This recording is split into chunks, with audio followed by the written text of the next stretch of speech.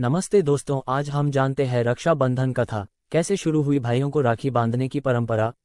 देश भर में राखी का त्योहार बड़े धूमधाम से मनाया जाता है।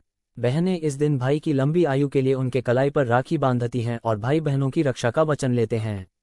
चलिए रक्षाबंधन की पौराणिक कथा जानते हैं। रक्षाबंधन कथा। हिंदू धर्म में भाई बहन के प्रेम का पावन पर्व रक्षाबंधन का बड़ा महत्व है। देश भर में राखी का ये त्योहार बड़े हर्षोल्लास के साथ मनाया जाता है। लेकिन क्या आप जानते हैं कि भाइयों को राखी बांधने की परंपरा की शुरुआत कैसे हुई थी? रक्षाबंधन से जुड़ी कई दिलचस्प पौराणिक कथाएं प्रचलित हैं जो इस त्योहार के महत्व को बताती हैं।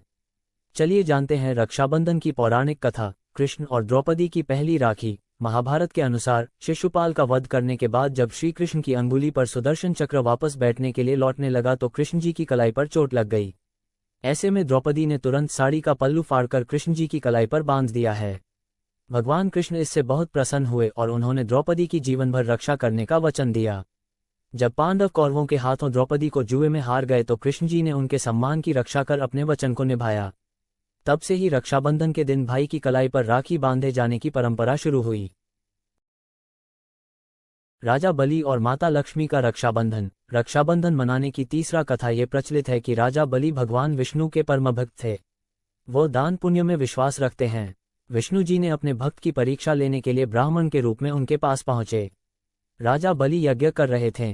विष्णु जी ने राजा बलि से 3 पग भूमि दान में मांगा। राजा बलि ने ब्राह्मण की मांग को स्वीकार किया। ब्राह्मण ने पहले की मांग को स्वीकार किया। ब्राह्मण ने पहले पग में भूमि और तीसरे पग में आकाश नाप दिया। राजा बलि समझ गए कि वो भगवान विष्णु हैं। उन्होंने तुरंत ब्राह्मण के तीसरे पग के सामने अपना सिर रख दिया। विष्णु जी प्रसन्न हुए। फिर राजा ने भगवान से पाताल लोक में उनके साथ रहने का वरदान मांगा। विष्णु जी ने वरदान दे दिया और वो उनके साथ रहने लगे। दूसरी ओर माँ लक्ष्मी भगवान विष्णु के वापस लौटने का इंतजार कर रही थी। माँ लक्ष्मी एक गरीब महिला के रूप में राजा बलि के पास पहुंची और उन्हें राखी बांध दिया। राखी के बदले राजा ने कुछ भी मांग लेने को कहा। माँ लक्ष्मी तुरंत प्रकट हुई और उन्होंने विष्णु जी को मुक्त करने का वचन लिया।